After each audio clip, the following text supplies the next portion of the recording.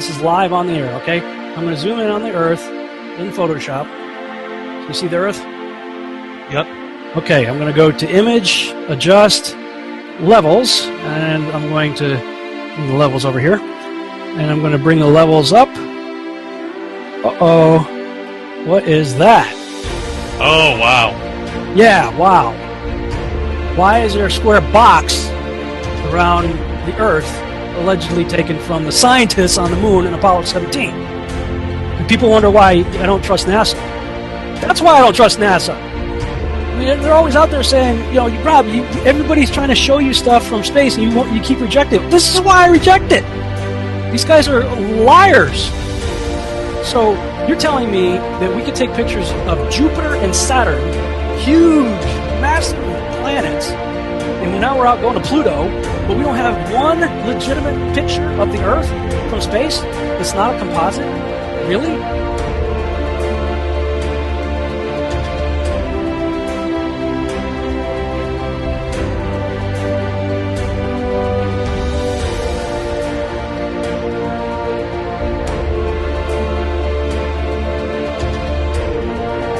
There are great ideas undiscovered, breakthroughs available to those who can remove one of truth's protective layers.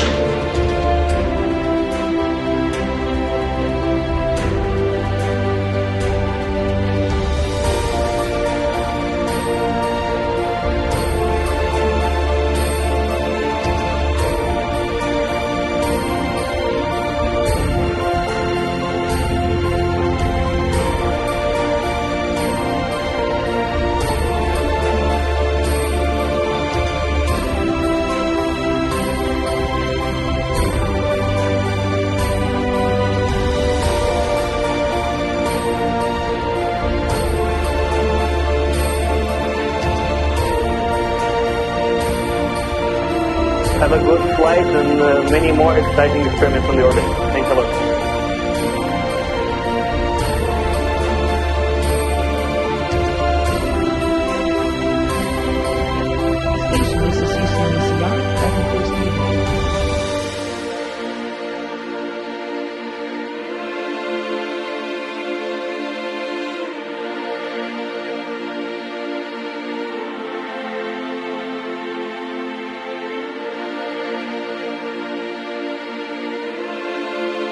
It was all recorded on these telemetry tapes.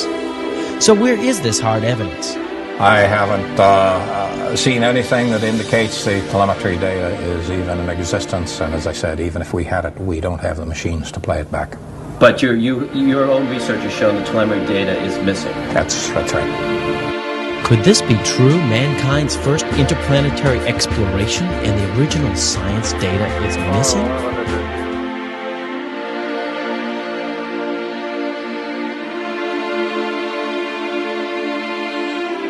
The paper failed to burn because it didn't have any oxygen, so how about something that has its own oxidizer, such as gunpowder? See, this is a mixture of charcoal, sulfur, and potassium nitrate. When heated, the potassium nitrate gives off oxygen, which the sulfur and charcoal uses to burn. So I've got a little bit sitting in there. Let's apply the laser goggles, and let's light it off. First in the atmosphere, and then in the vacuum.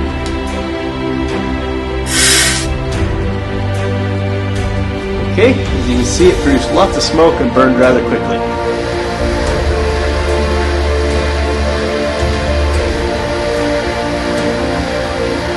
Most of the air is now gone. Let's see what happens.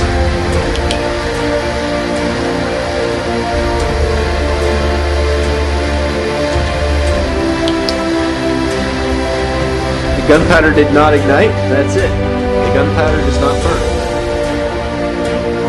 Burns when the laser's on it, but other than that, no. It doesn't change from one particle to the next. It can't do anything. It's essentially just vibrating on the ground right now.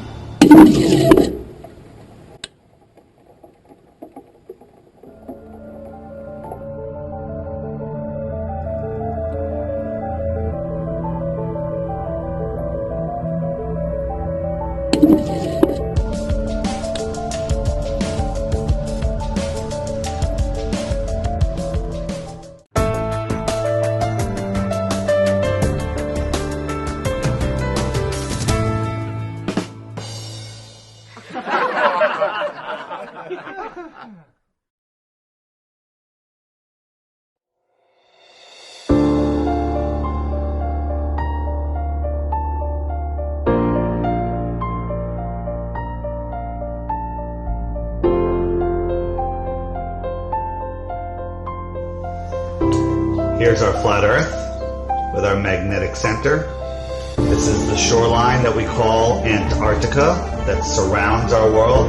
And here's my boat. I put my boat down and immediately the compass points north. If I want to circumnavigate, I want to head west or east, but we're going to go west right now. So I'm heading west, and as you see, west keeps turning. So I have to keep going, and this is how, when you go west, you end up going all the way back to where you started from. Same thing for east. I go east, I keep having to turn because my compass keeps making me turn to go east. If I want to go dead reckon west, so this would be dead reckoning west. If you watch the compass, I'm no longer going west, I'm going south. Any straight line on the flat Earth will eventually become south. And that is how you circumnavigate on the flat Earth. Nobody can circumnavigate south, because when you go south, you keep on going. North, and as I pass North Pole, I'm now going south, even though I'm going in the same straight line.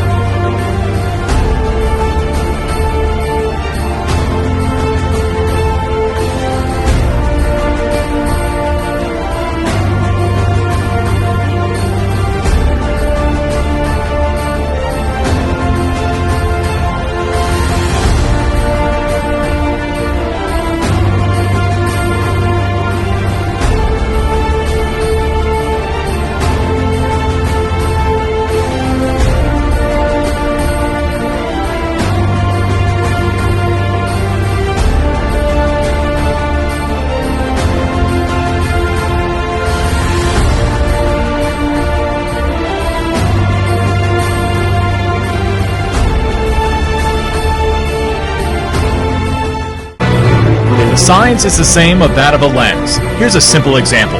the atmosphere really is acting like a lens. Yes.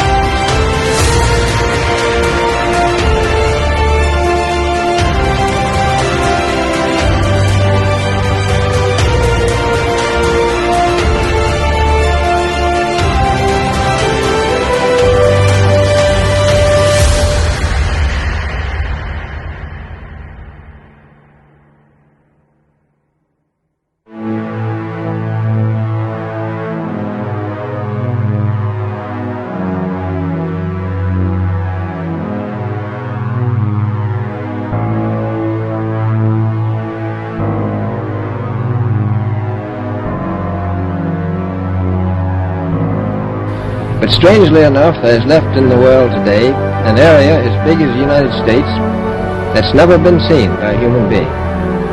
And that's beyond the pole, on the other side of the South Pole, from Middle America.